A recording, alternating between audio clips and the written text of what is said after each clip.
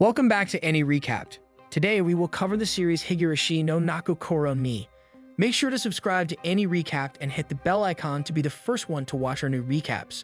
Let's begin. In the summer of 1983, in a village called Hinamazawa, a boy named Karichi wakes up, eats breakfast, and heads to school.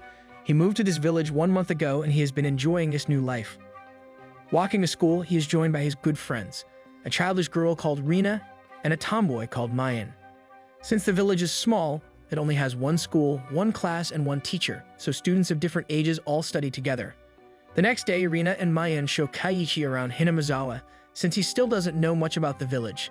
Stopping at the Furude Shrine, they set up a picnic when two of their younger classmates approach them, the polite Rika and the mischievous Satoko. They join the picnic and everyone has fun together, joking around and enjoying their food. When the others go their separate ways, Rina decides to take Karichi somewhere special to her. However, that place turns out to be the garbage dump where Rina loves looking for cute things to bring home with her. While Karichi is watching Rina go through the garbage, a man takes a photo of him and introduces himself as Tamate, a freelance photographer who often comes to the village. When Karichi jokes about Rina looking for a corpse in the garbage, Tamate misunderstands him and mentions a dismemberment murder that happened in Hinamazawa in the past and leaves just as suddenly as he appeared. Rina returns to Keiichi and tells him she found a doll buried deep in the garbage. Since she wants to take it home with her, Keiichi says he'll help her dig it out the next day. Remembering what Tamate said, Keiichi asks Rina if any kind of incident happened in the village in the past, but Rina abruptly tells him she doesn't know, saying she was living somewhere else until the previous year. The next day, Mayan, Rina, Satoko, and Rika make Keiichi a member of their special club. After school, they always compete at various games where the loser has to do something as a punishment. The first game they play with Keiichi is Old Maid, but he has a hard time keeping up since they're all cheating and taking the game very seriously. In the end, Keiichi loses and everyone else draws on his face with a marker, making him look like an idiot. Walking home with Mayan, Keiichi asks her about Hinamazawa's past. Mayan tells him there was a crisis when the government tried to drive out the villagers so they can flood Hinamazawa and build a dam. Back then, the villagers united against the politicians and managed to cancel the dam construction in the end. Keiichi asks Mayan if there were any violent crimes or accidents during that time, but Mayan simply tells him there weren't and goes home. Fulfilling his promise, Keiichi meets Rina at the garbage dump again. While Rina leaves to find a tool to help them free the doll she wants, Keiichi notices a bunch of old newspapers. Inside one of them, he sees an article about someone getting hacked into pieces by an angry mob while the Hinamazawa Dam was being built. Reading this, Keiichi wonders why Rina and Mayan would lie to him that nothing happened. Suddenly, Rina appears behind Keiichi with a huge cleaver and surprises him. However, it turns out Rina only brought the cleaver so she can use it to dig out her doll. Having gotten enough excitement for one day, Keiichi tells Rina it's getting late and promises her he'll help her the next day. The following day, Mayan and the others tell Keiichi about the Cotton Drifting Festival, a festival unique to Hinamazawa. At the festival, the villagers take their old blankets and kimonos, thank them, and hold a memorial service for them. A few days later, at the Furude Shrine, the Cotton Drifting Festival begins. Keiichi and the others meet up and have fun, eating different foods and competing at festival games. When night falls, Rika, who is the daughter of the head priest, performs a ritual dance and strips the cotton off all the old blankets and kimonos the villagers brought. After that, each of the villagers takes some cotton and floats it down the river. Rina explains to Keiichi that it is said the cotton absorbs all the bad things from the villagers' bodies. Sometime later, Keiichi loses sight of the others and comes across Tamate and a blonde woman called Takano. While they're talking, Keiichi brings up the Hinamazawa dam construction murder case and Tamate explains it to him. 7 years earlier, the villagers managed to cancel the dam's construction by exposing the politicians who wanted to build the dam as corrupt. 3 years later, a murder happened on the night of the Cotton Drifting Festival and the village's elders thought that Oyashiro, Hinamazawa's guardian god, caused it to happen. Every year since that night, someone died and someone else disappeared on the day of the Cotton Drifting Festival. A year after the first murder, a villager who supported the dam construction died when he fell off a cliff together with his wife. While he was confirmed dead, his wife's body wasn't found. The year after, the Furude Shrine's priest suddenly died of an unknown illness. His wife drowned herself in a swamp the same night and her body wasn't found. The following year, a local housewife was found beaten to death. The next day after school, the teacher takes Keiichi to a gray-haired detective called Oishi, who wants to talk to him in private. Oishi questions Keiichi about Tamate and Takano and reveals that Tamate was found dead the night before, having clawed his throat out with his own nails, while Takano is missing. He wasn't under the influence of drugs, but they think he was assaulted by multiple people at one point. Oishi notices the pattern matches the story of Oyashiro's curse, but he doesn't believe in it. Before driving away, he gives Keiichi his number and tells him he can't let the villagers know the two of them talked. The next day during class, Kenichi overhears Mayan saying something about Tamatake being spirited away by a demon. After school, Keiichi and Rina stay in the classroom to clean up, and Keiichi finds a card with the name Satoshi on it. He asks Rina who he is, but Rina just tells him she doesn't know him well because he transferred to another school around the same time she came to Hinamazawa. On their way back home, Keiichi asks Rina if she and the others are keeping any secrets from him. When she denies it and he doesn't believe her, Rina completely changes her attitude. With a cold voice, she tells him she knows he was lying to them about going to the teacher's office when he actually met a detective. Getting flustered, Keiichi acts like he didn't secretly meet Oishi, but Rina screams at him that he is lying. She tells him that just as he is keeping secrets from them, they are also keeping secrets from him. After saying that, she turns to her normal cheerful self, leaving Keiichi shocked. That night, Keiichi asks Oishi of the phone if he knows what spirited away by a demon means. Oishi explains that this is a saying unique to the village of Hinamazawa. Long ago, Hinamazawa was feared as the village of man-eating demons. He also mentions that on the previous cotton drifting festival, when the housewife was killed, the name of the boy who disappeared was Satoshi. Suddenly, Kenichi's father interrupts their call and brings 2 cups of tea, saying he saw Rina come up the stairs to Keiichi's room.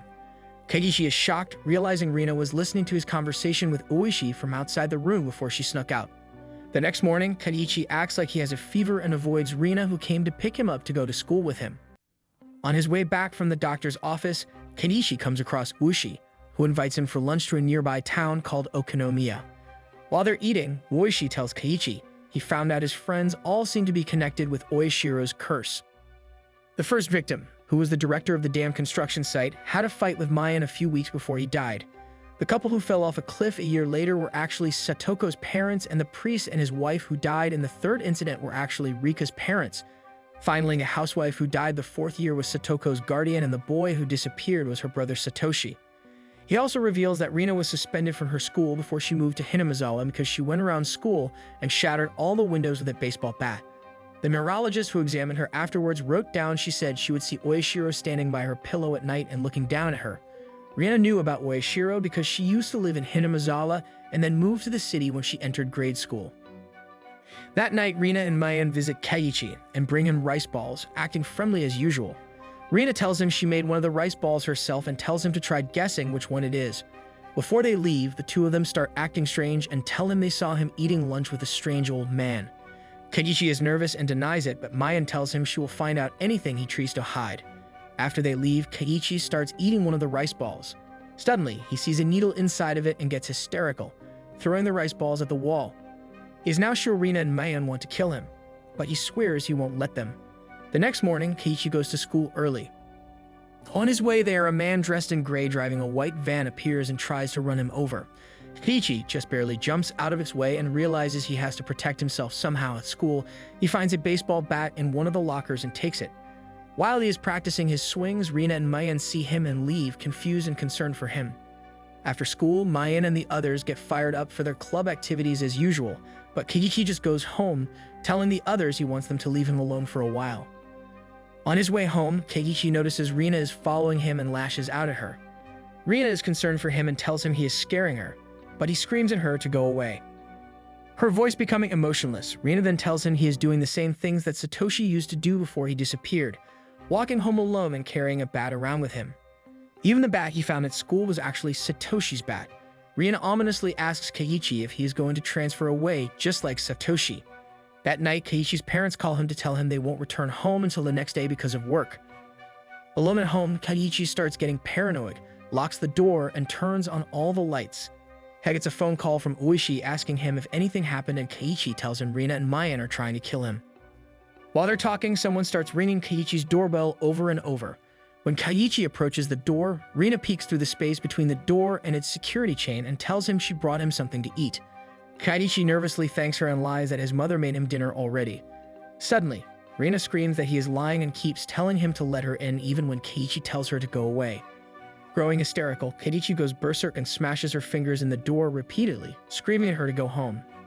At that moment, Rina starts crying and repeatedly saying she is sorry, before she leaves. Running towards the phone, Keiichi tells Oishi what happened. Looking out the window, he sees Rina staring at him and repeating the words, "I'm sorry." The next morning, Mayan approaches Keiichi and tells him to stop practicing his swings every day because he is scaring everyone by acting just like Satoshi did. Keiichi tells her they're not friends anymore and accuses her of lying to him about Satoshi and the Hinamazawa Dam incident. Mayan is scared and starts crying, but then suddenly changes completely, saying she will kill Oishi for telling Keiichi about everything. On his way back home, Keiichi sees Rina with a huge cleaver. When he asks her why she's carrying it, she starts laughing maniacally and taunting him, asking him if he is scared. Talking coldly, she tells him Oyashiro exists and that he made Satoshi disappear. When she starts laughing maniacally again, Keiichi pushes her away and starts running away. However, he bumps into two people in gray clothes who start chasing him. Keiichi threatens them with his bat, but a third man appears behind him and knocks him out. Waking up, Keiichi finds himself in his house, with Rina watching over him.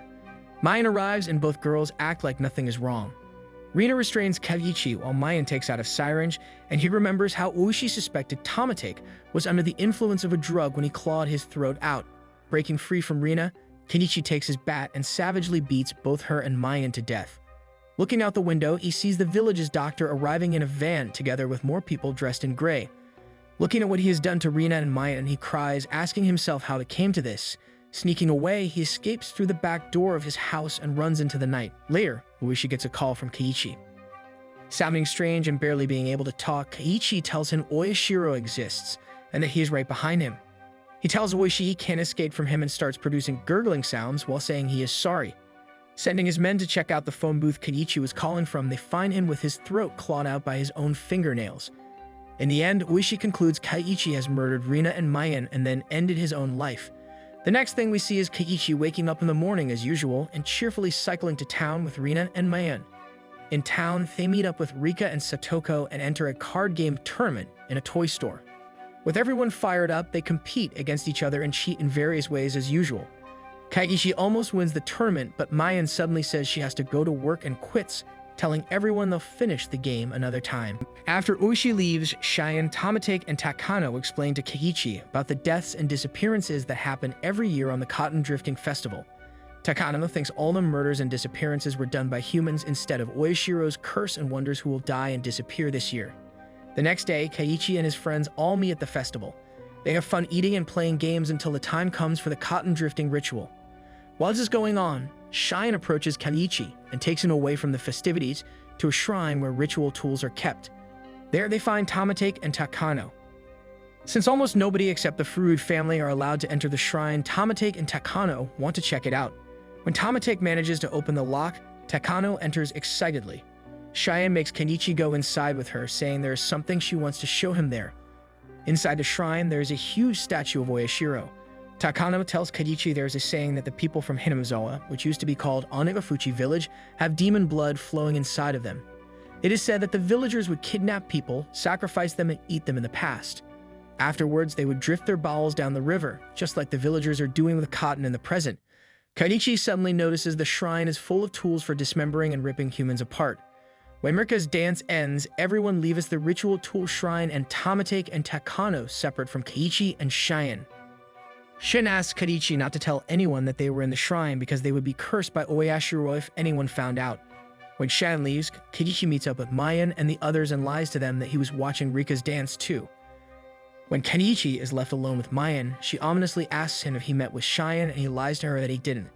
The next day, Keiichi meets up with Cheyenne in the library, but Oishi arrives and interrupts them. As soon as he shows up, Cheyenne leaves, saying she has to go to work. Oishi tells Keiichi that Mayan and Cheyenne's family, called the Sonozaki family, is actually a huge Yakuza syndicate that controls the area. He reveals he saw Keiichi together with Tamatake, Takano, and Cheyenne the night before approaches him and he has to leave. That night, Cheyenne calls Keiichi to tell him she heard Tamatake and Takano were found dead. Takano burned to death while Tamatake clawed at his own throat until he died. Saying they died because of Oyashiro's curse, Cheyenne thinks her and Keiichi are going to disappear because they also visited the forbidden ritual tool shrine. Getting angry, Keiichi starts yelling at her for taking him into the shrine and involving him, but Cheyenne just hangs up. The next day, everyone at school hears about the village chief disappearing after he was present at a meeting at the Furude shrine. While he's watering the school's flowers, Rika approaches Keiichi and asks him if he did something bad at the night of the festival. He realizes Rika knows he entered the forbidden shrine, so he admits it and asks her what he should do. Rika tells him everything will be alright because she will stand up for him, but that Mayan is really angry at Cheyenne for what she has done. That night, when Cheyenne calls him, Keiichi apologizes for shouting at her the night before. Cheyenne is scared, revealing she has told the village chief about her entering the forbidden shrine, and now she thinks he was killed and it's her fault. Keiichi realizes he told Rika about it too and gets worried. He calls Rina and the two of them visit Rika's house at the Furuj shrine, since she isn't answering her phone. Mayan joins them, and, arriving at the shrine, they find Rika's house locked. While Rina leaves to look for spare keys, Keiichi and Mayan take a ladder and look through the window of the house. Mayan tells Keiichi that Satoko's parents died in an accident and then her older brother disappeared, which is why Satoko is living with Rika now. While talking about that, Mayan suddenly turns insane and starts shaking Keiichi's ladder and saying Satoko has been cursed by Oyashiro. She thinks it's Satoko's fault that Rika disappeared. When Rina returns with a spare key, Mayan suddenly turns back to normal, leaving Keiichi confused. Unlocking Rika and Satoko's house, they find no one inside and Rina consoles Keiichi, who blames himself for their disappearance. The next morning, Keiichi goes to school with Rina. The night before, they found soup and cooked rice in Rika's house, concluding they disappeared after they finished cooking dinner. Since there was no soy sauce, Rina thinks Rika headed out to ask the neighbors for some before she disappeared, and Satoko followed her later because she was worried. While they're walking, Uishi stops them and asks Keiichi to talk to him while Rina leaves for school. Oyashiro reveals that Cheyenne has disappeared, making Keiichi the only person who was unharmed after entering the forbidden shrine. Returning home nervously, Keiichi suddenly gets a phone call from Cheyenne. He gets scared, thinking the person introducing herself as Cheyenne isn't Cheyenne after all. He starts yelling at her, telling her she can't be Cheyenne since Cheyenne disappeared the night of the cotton drifting festival. The person introducing herself as Cheyenne starts crying, but then suddenly starts laughing maniacally. The next morning, Keiichi tells Rina he won't be coming to school for a while. He tells Rina he snuck into the ritual tool shrine, but Rina already knows and she tells him Mayan is angry at Keiichi for doing that. Suddenly, she slaps him, telling him she had to punish him since nobody else did. Keiichi then realizes he has to go to Mayan's place and apologize. Suddenly, Uishi appears and Keiichi tells him everything he knows. It turns out Uishi was already suspecting the Sonozaki family of being behind the murders and disappearances, and he has policemen observing Mayan's house. Arriving at the Sonozaki estate, Keiichi and Rina meet Mayan there. She lets them inside and Keiichi sincerely apologizes to her for entering the ritual tool shrine. Rina and Keiichi decide to tell her they suspect her and the Sonozaki family of kidnapping Rika and Satoko's. Suddenly, Mayan starts laughing like a crazy person and tells them they found her out. Just as suddenly, she starts talking formally and tells them she will explain everything. She admits that she was directly involved in some of the murders in the past 5 years and indirectly in others. Since she is the next head of the Sonozaki family, she was in the center of everything. She also admits she killed Rika and Satoko, but she spared Keiichi for her own reasons. When Rina tells her she should turn herself in, Mayan agrees somberly but asks to spend half an hour with Keiichi before that. Walking around the estate alone with Keiichi, Mayan holds Keiichi's arm and says both her and Cheyenne like him, revealing that Cheyenne is still alive. When she tells him she wants to show him all of her crimes, Keiichi tells her that no matter what he finds out about her, she will always be his greatest friend for the rest of his life. Leading him through a thick metal door in the middle of a hill, Mayan shows Keiichi a torture room deep under the ground. She explains that the Sonozaki family keeps Onibafuchi's brutal traditions alive at this place. Leading him into a dungeon, Mayan shows Keiichi where she is keeping Shan. When Cheyenne sees Mayan, she starts screaming in fear for her to kill her. Distracted by Cheyenne, Keiichi doesn't see Mayan taking a large rock and hitting him on the head with it. When Keiichi wakes up, he finds himself tied to a table. Mayan appears and tells him a demon is living inside of her. When he gave Rina the doll he won the other day, he made Mayan cry and caused the demon inside of her to awaken, causing everything that happened afterwards. Then she explains how she is going to hammer 15 nails into each of his hands' joints. However, she starts hesitating just before she slams the hammer for the first time.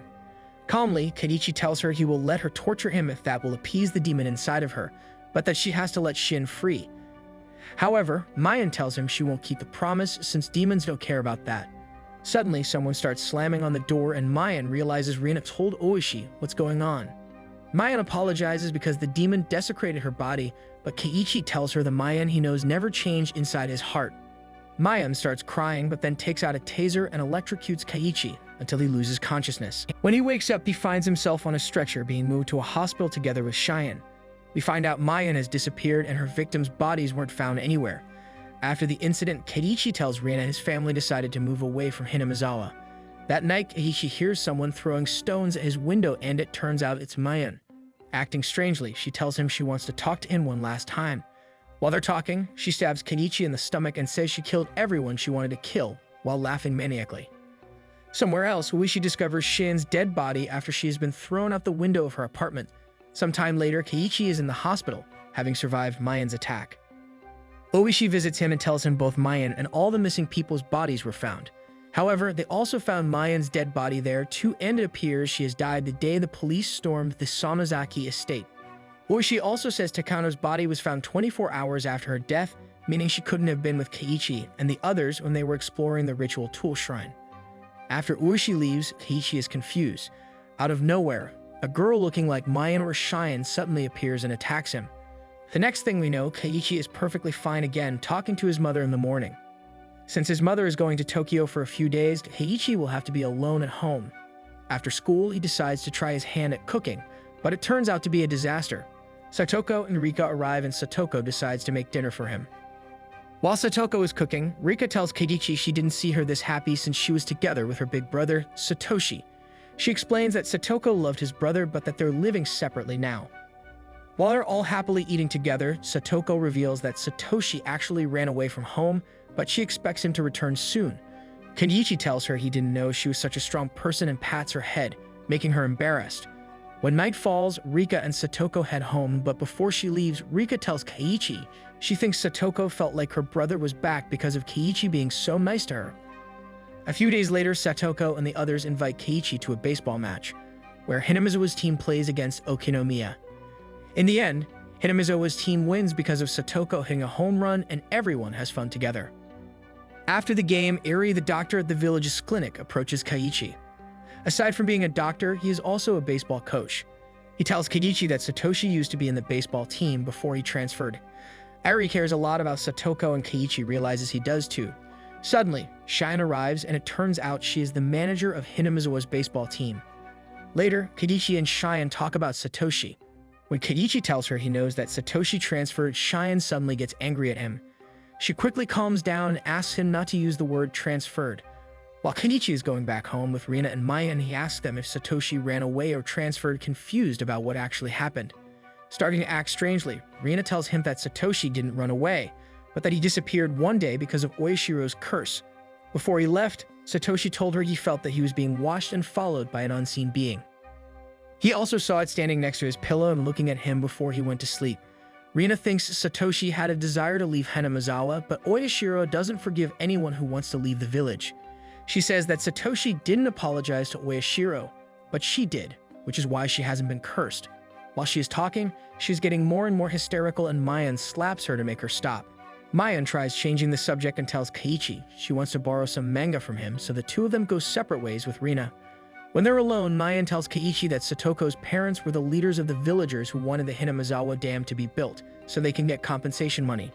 Since they died in an accident during the cotton drifting festival, while Satoshi disappeared, the villagers are saying that they have been cursed by Oyashiro. Miya asks Keiichi not to talk with Satoko about her family, because it awakens unpleasant memories for her. That's also why they all lied to her that Satoshi transferred. Mayan also asks him not to talk to Rina about Oyashiro's curse, because she takes it very seriously. She tells him Rina was once cursed by Oyashiro too. For the next few days, Satoko doesn't come to school. At school, Eri invites Keiichi to his office. There he explains to Keiichi how Satoko and her brother moved in with their uncle and his wife after their parents died. However, their new caretakers would abuse them and they led a hard life. The year before, their uncle's wife was beaten to death by a drug addict on the night of the cotton drifting festival. The whole village thought it was the doing of Oyashiro's curse, and the uncle was so scared of it that he moved to Okinomiya. After that, Uishi started appearing at the village and following Satoko around, but Eri doesn't know why. Later, Keiichi hears that Satoko's uncle has returned to the village, which is why Satoko isn't appearing at school anymore. Deciding to visit Satoko's uncle's house, Keiichi comes across Eri, who drove Satoko home after he saw her at the store. When Satoko exits the car, her eyes look empty and she seems miserable. Suddenly, Satoko's uncle starts yelling at Satoko for leaving the kettle on and throws an ashtray at her. When he returns inside to continue playing mahjong with his friends, Keiichi notices Satoko's body is full of bruises. However, Satoko doesn't want to talk about it, and Eri also tells him he can't interfere. When Satoko tells him she considers Keiichi her new brother, he promises to her that he will never leave her. After Satoko leaves, Eri tells Keiichi she believes she has to endure her uncle's abuse and overcome it alone because she thinks Satoshi won't return if she doesn't stay strong.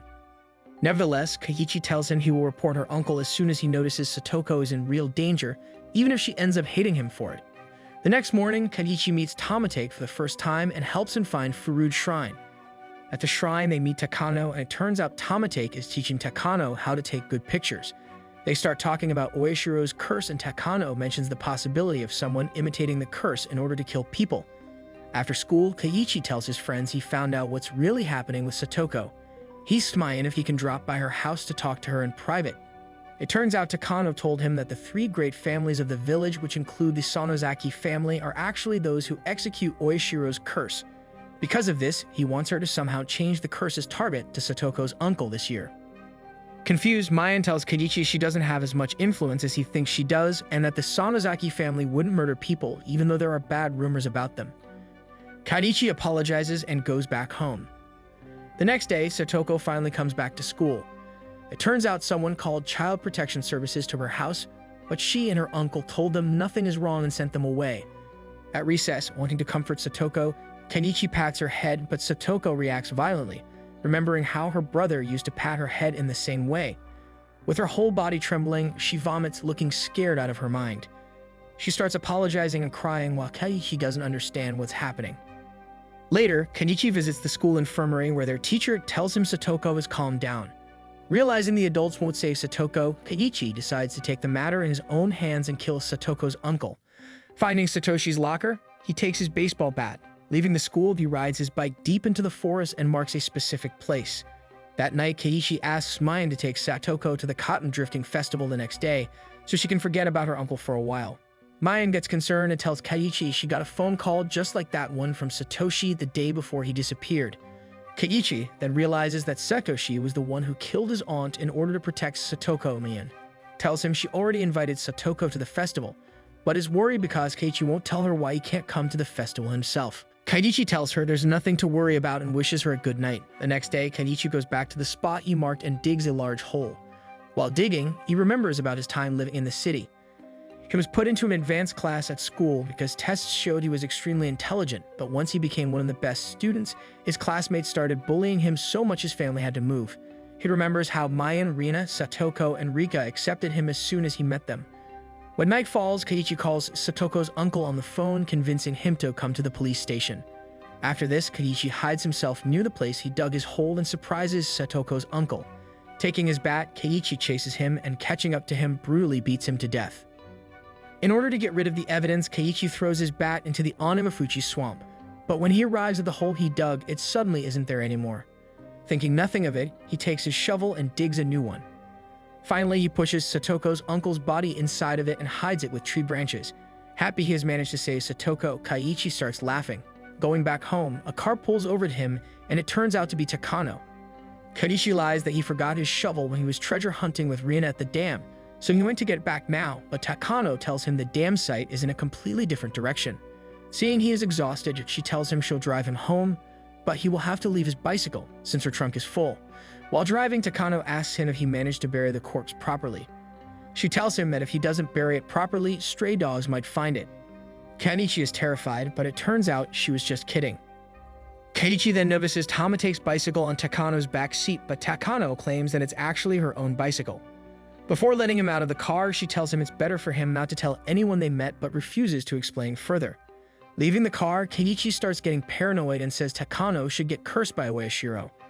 The next morning, he arrives at school and does his best to act normal and cheerful. Mysteriously, his friends act like he was with them at the festival the day before. Suddenly, their teacher interrupts them and class begins. After school, Satoko tells Keiichi her uncle abused her again last night. When Satoko starts crying, Rika takes her away with her, leaving Keiichi shocked and confused. Telling Rina and Mayan he's not feeling good, he leaves them. Going back to the school, Keiichi decides to check if Satoshi's bat is still in his locker somehow, which would prove that he didn't use it the previous night. Opening the locker, he doesn't find it inside.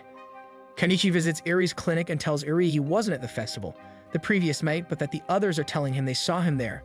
Growing paranoid and hysterical, in the end he admits he killed Satoko's uncle and that he doesn't regret it. Eri tells him he doesn't agree with taking someone's life since he is a doctor, but he thanks Keiichi for saving Satoko and kindly tells him everything will be alright. When Kenichi tells him that Satoko told him her uncle was still at her house somehow, Eri gets up, saying he will go make him some tea. Kenichi leaves his office to go to the bathroom and overhears Eri telling someone to put drugs in Keiichi's tea. He thinks Keiichi has a mental disorder and wants to help him. Hearing this, Keiichi loses his trust in Eri and starts panicking. He also hears someone telling Eri that Takano's burnt corpse was found. He bikes away to the place he buried Satoko's uncle and digs it up to verify if his corpse is still there. While he is doing that, Wuishi suddenly appears behind him, together with two other policemen, and tell him to keep digging. Having no choice, Keiichi keeps digging, but he can't find anything. Oishi mocks him and mercilessly interrogates him, but Keiichi doesn't tell him anything and says Oyashiro should curse him. Continuing to dig Keiichi's hole, one of Ueshi's men hits a drainage pipe and says he can't dig any deeper. Ueshi laughs at the notion that someone dug a hole and then covered it up without putting anything inside of it, and Keiichi is horrified, not understanding where Satoko's uncle's body went. Thank you so much for staying until the end. Make sure to subscribe to the Manhwa Hub for more similar videos.